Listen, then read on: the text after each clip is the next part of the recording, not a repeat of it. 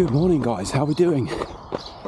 Well, this morning is day 41 of me running every day, and I'm not going to lie, I do not want to be out here this morning. I'm not feeling amazing. There's a lot of sickness in my house at the moment.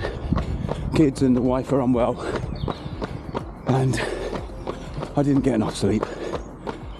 Went to bed too late, in a mood, because I'd watched my football team Chelsea get absolutely thrashed by Arsenal 5-0. So everything made me feel like I didn't want to come out this morning, but we did. Anyway, this morning, about 10 minutes of warm-up, 10-15 minutes of warm-up, and then we are going to do a little bit of hill work this morning. So I'm going to take you with me, and let's go.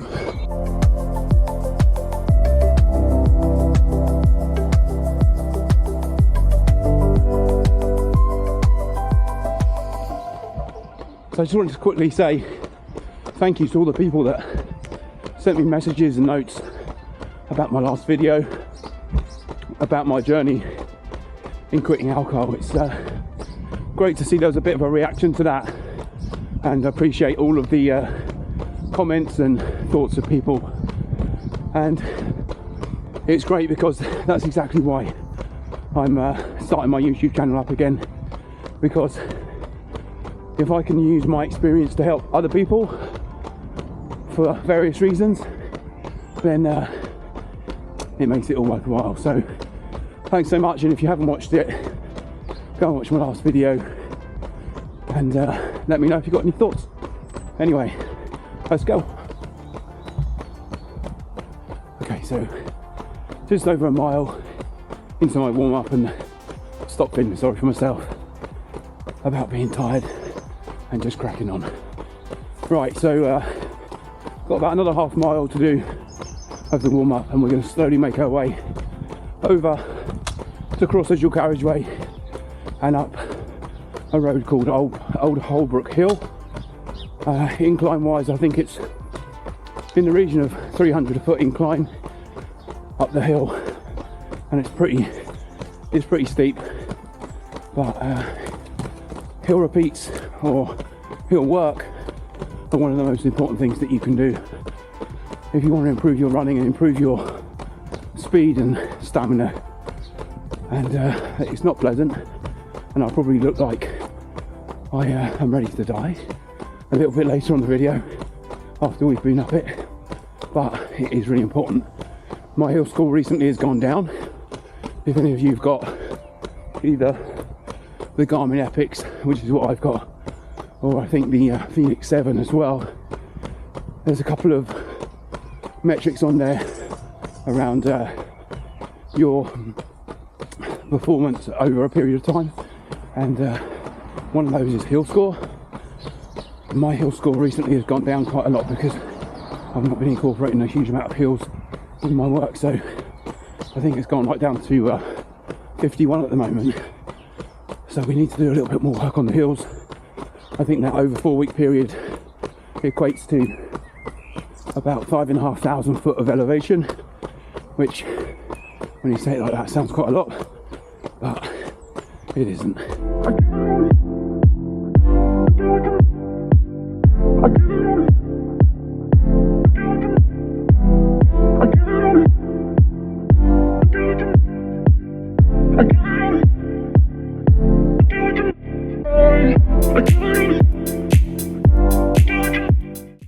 Okay, so nearly 20 minutes in, warm up done, a couple of miles, just to get us warmed up, because next we've got to go up this lane, and you can't yet see it, but it does get pretty steep in a minute.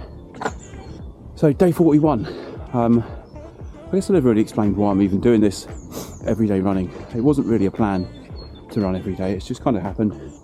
Decided to increase my volume, and I think it's like anything really.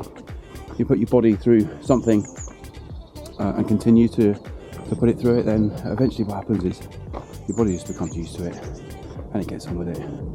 And for me, the enormous benefits of getting up in the morning and running which puts me in a great mood, gets all of my good hormones going, and just sets us up for the day really nicely. So day 41, I don't really have a target. I'm just going to keep going really. I think I mentioned that in one of my previous videos. Just going to keep going as long as I can and see how we get on. But I'm not going to run to the point that I get injured, or I'm not going to run to the point that I need to get to a specific number. I'm going to listen to my body, as everyone should. And if I have a genuine reason to need to not run, which is not just that I'm tired or lazy or that my football team got absolutely hammered last night, then we'll stop. But for now, we're going to keep going. Day 41, and feeling strong, actually feeling way better than I did even on day one. So yeah, that's why we're doing it. That's why we're going to continue to do it, and that's why I mentioned last week we've got this name, if you like, of the Consistency Chronicles, because it's all about consistency and it's all about doing your best, even if you feel absolutely no.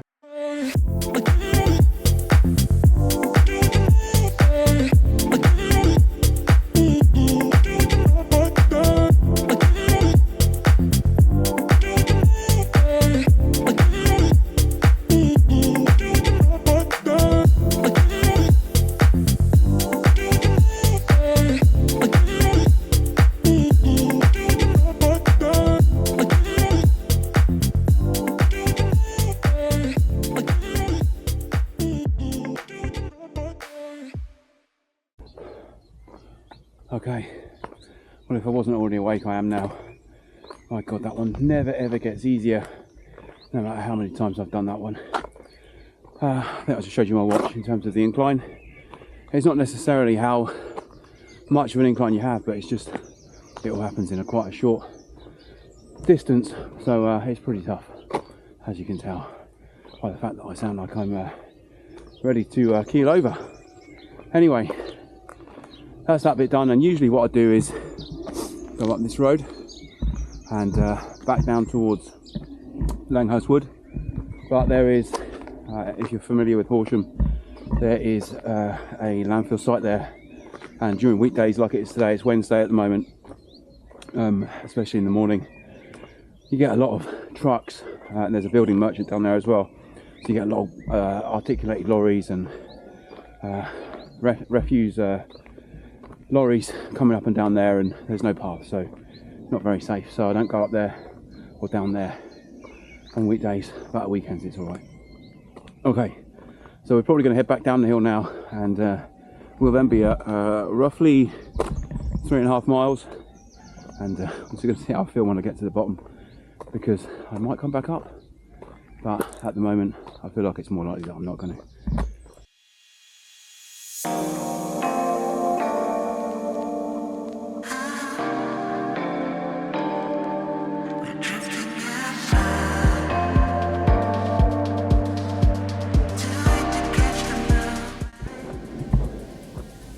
So obviously the nice thing about when you're running hills is there's always hills to come down, and it can actually hurt more sometimes actually running down hills, especially on the very steep inclines, because it plays havoc with your shins and wears and puts pressure on your knees in different ways. So actually, although it hurts more, I prefer running uphill than I do down. Anyway, I thought I'd recommend another book, as seems every video now I'm recommending a book, but part of my health journey has been to educate myself as much about as many positively influencing topics as I can in my life. So I'm going to recommend a book called Atomic Habits by a guy called James Clear, and he is an author that also helps the British cycling team back in the day when they weren't able to win all the medals at the Olympics.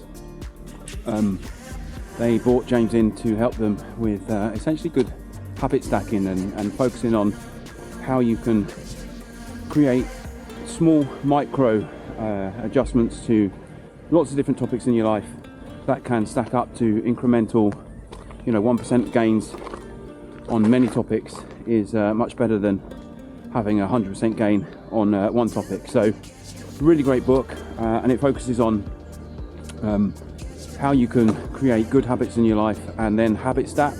So creating a good habit and then putting another habit on top, and making bad habits just not fit with your life, right? So finding ways to get bad habits out of your life. I mean, one bad habit that almost everyone has, and I'm sure you recognise this, is checking your phone late at night and having your phone next to your bed and not being able to switch off from it. So a good way of getting around that is to actually put your phone on charge outside of your bedroom, because then you take away that bad habit and take away the opportunity to ruin your sleep. So a really great book, really interesting read, and it really gets you self-reflecting on some of the things that you do and ways that you can improve yourself. And that's what I've done, right? I've focused on areas that I can improve, but also habits stack on top. So a good example of that is, so long as I'm not ill, I'm getting up at 5 or 5:30 in the morning to come running, as you all know, on this channel now. But on top of that, I've obviously got a normal job as well, like everybody else. But one of the benefits for me is that I work from home. So as long as there's no early meetings, I take my earphones out with me, and I always take my boys to school wherever possible, because that's one of the things that means a lot to me. And then on top of that, I'll say, right, well, if I'm taking my boys with me, I'm taking my boys to school, then I'll go the long way home to add another mile and a half at least to my daily total of exercise. And then if I can do that and there's no meetings, then I'll add some form of audiobook reading that I listen to on my iPhone. So it's all about finding ways to create good habits and stacking them on top of each other that then gradually make an enormous difference to your life. And I couldn't recommend the book enough. It's a great read, or a great audiobook, and well worth the effort. My God, look at the state of this. I know it's happening in most places at the moment, but if you don't know, there is a disease that a lot of ash trees are catching, which is causing them to die, and big ash trees that have died are at risk of falling over.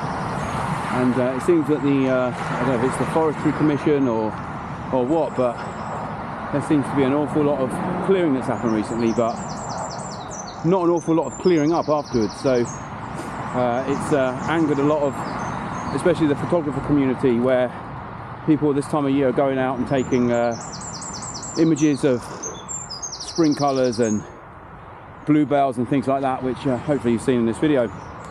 And people are finding that there's just this unearthly, disgusting, horrible image of tracks and things that have just been left. And I know it's been a miserable summer. It probably will be a miserable summer in England, but we haven't got there yet. It's a miserable winter. It's been a long winter and very wet.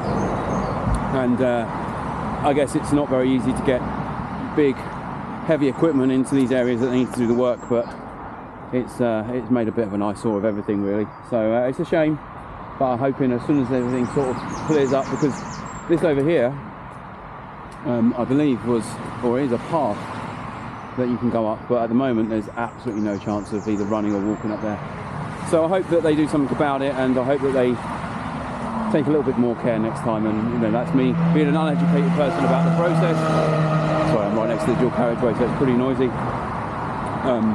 I'm fairly uneducated when it comes to knowing the hows and the whys of what they need to do, but I do see the net result as many people have, and it's not nice to look at, and it's a shame.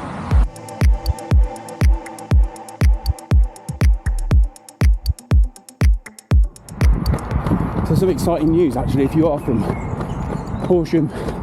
If you're a runner from Horsham, you probably know this already, but Parkrun is coming back to Horsham Park in 1.5 weeks time, and I'm looking forward to that, and I'll be there as often as possible.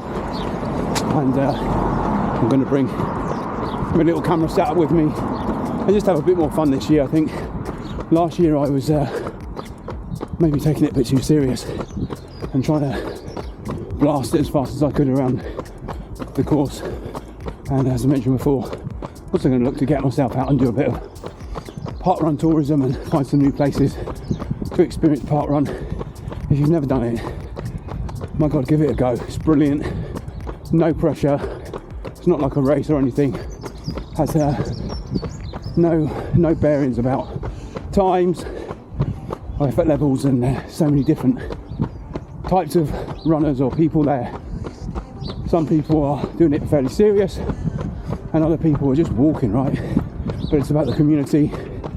It's about a feeling of togetherness, and there'll probably be 500 or 600 people at Parkrun, and it's just a great experience. So if you're going to be down there and see me with the camera, then come say hello, come get on the video, it'll be fun. Right, got about 1 mile left, and then we're done for the day.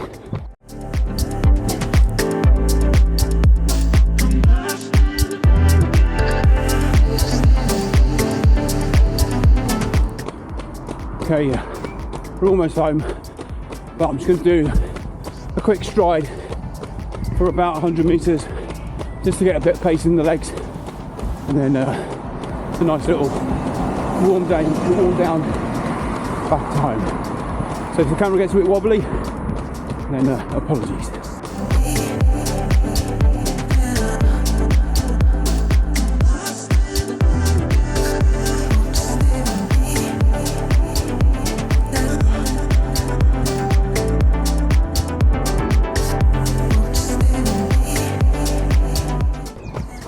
Well, that definitely got the heart rate jumped up. I've not really talked about strides in any of my videos so far, but I learnt the importance of them reading. Here's another book, which is called Run Elite by a guy called Andrew Snow. I read the hardback book of that, and it's well worth a read. Talks about mindset, setting your routines and nutrition around trying to seriously improve your running performance. And again, if it wasn't worth a read, I probably wouldn't mention it, would I? So definitely give it a go if you're a runner and are thinking about ways that you can improve your performance, your mindset, and train yourself to push yourself to the next level. Anyway, okay, I'm done. 4.7 miles, including some hill work, and it's not even 7 a.m. in the morning yet. So really couldn't be bothered to come out this morning, but still did, and that's what having a strong mindset can do for you. It's the days like this that are the most important, when you're not motivated, you're tired, you've not had a great night's sleep, and did I mention your football team performed like they'd never played football before yesterday evening. It's those days where you really can't be bothered, but you've got to have that strong mindset to go, do you know what, I'm doing it anyway, and just make it a non-negotiable, make it something that you just do, and before you know it, 45 minutes later, you're done. So once again, as always, thanks for taking the time to watch this video. Appreciate all of the people that have recently subscribed, and thanks for those that haven't unsubscribed. If you only really liked my photography work, we will at some stage get back to that, but right now the weather, as you know if you live in the UK, has been absolutely dreadful, and there's just not been the conditions for doing any kind of photography work at all. So yeah, that's enough for today. Thanks again, as always. Take care, and I'll see you on the next one. Goodbye.